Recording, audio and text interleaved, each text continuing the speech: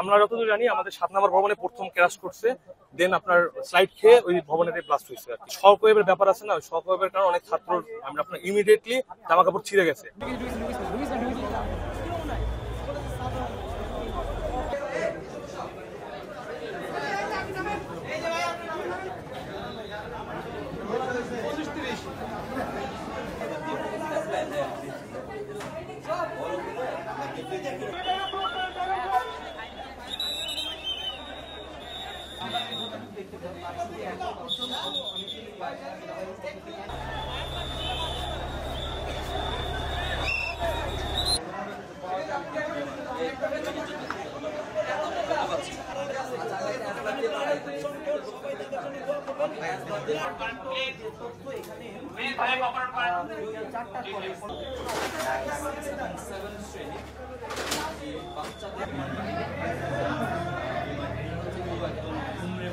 আচ্ছা, মূলত অ্যাক্সিডেন্টটা হয়েছে কিভাবে? আপনার বিমানটা তো আপনারা যতদূর জানেন বিমান ক্র্যাশ হয়েছে।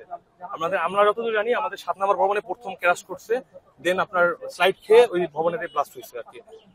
আপনার শক ওয়েভের ব্যাপার আছে না, ওই শক ওয়েভের কারণে অনেক ছাত্র আপনার ইমিডিয়েটলি জামা কাপড় ছিঁড়ে গেছে। আর যারা ছিল তাদের আপনার দুই পাশে আমাদের ভবন মানে ক্র্যাশ হয়েছে আপনার মাঝখানে, গেটের মাঝখানে।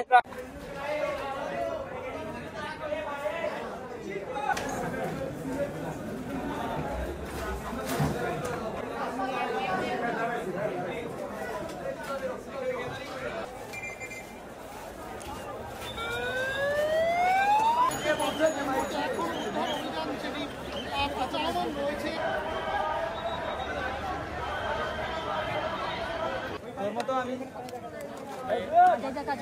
আইতে পারতাম না।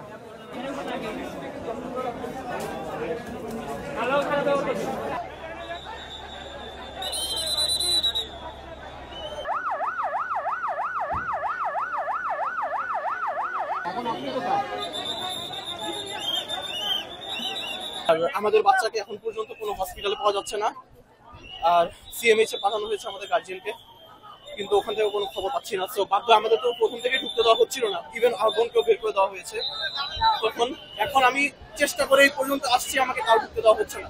এখন আমার ধারণা হচ্ছে ভিতরে যারা চিকিৎসাধীন অবস্থায় আছে এর মধ্যে যদি আমার বোন থাকে, কিন্তু আমাদের ওই যে যেটা বলছি যে ঢুকতে দেওয়া হচ্ছে না।